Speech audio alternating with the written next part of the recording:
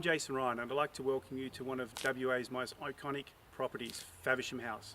Let's go and have a chat to Nola, the owner. So welcome to Faversham House, and I'm here today with Nola, the owner, and really keen to find out a little bit about how this all began, Nola, the story behind... How we bought it? Yeah. Oh, well, it's a bit strange, Jason. We came up to York in 2003 on a picnic. And with our egg sandwiches, and we knew the house was for sale, so we wandered up to have a look, and we came into the property. We had a look around the rooms and the grounds, and it was just so spectacular. We just went away and decided to buy it. Love at first sight. Oh, it really, really was. It really, really was, and like all the best love affairs, the love hasn't dwindled at all. No, it's just been a fabulous journey. Fantastic. When I walk through the grounds, I can see there's so much opportunity here to do things. But over your journey here, what are the things you've enjoyed the most, and around the home, and the things you've done? Well, the things we've enjoyed the most is just seeing the property improve, because the building itself is very sound. It's a lovely building, and the warmth of the stone and everything. It's a beautiful home. Yeah. The grounds had been a little neglected, Okay. so we've spent a lot of the time landscaping and putting in lovely features in the garden and growing it all.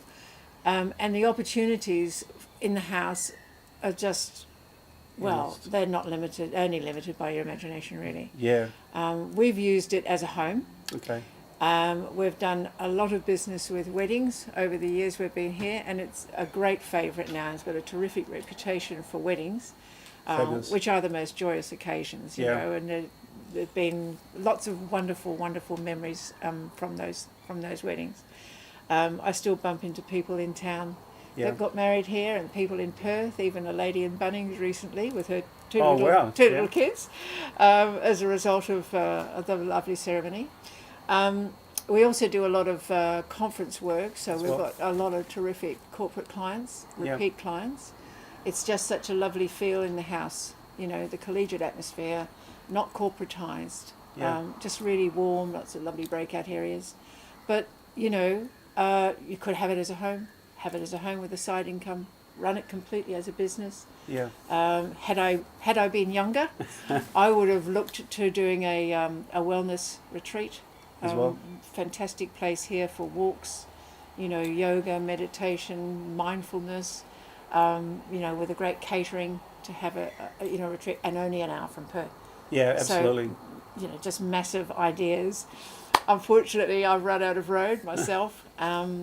But yeah, I look to see the next generation with Faversham. It's going to be fantastic. Yeah, fantastic. I agree with all that. There's just so much potential.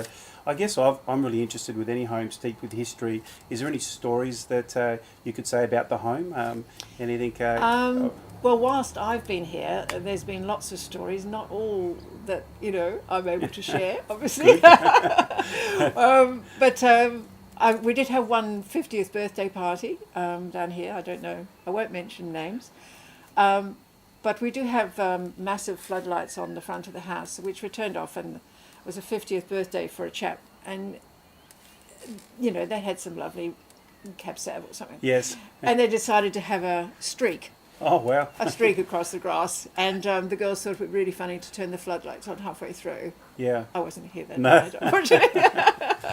The history part of it, well, just everywhere you look, there's a story, you know, just in the way that the windows up there you see have been redone, and you can see the shadow of the old ones. Yeah. Trove Newspapers is a massive source of information for that, and there's lots of interesting things about the family here, the Mungers who were here before. Yeah, which established the home back in 1840.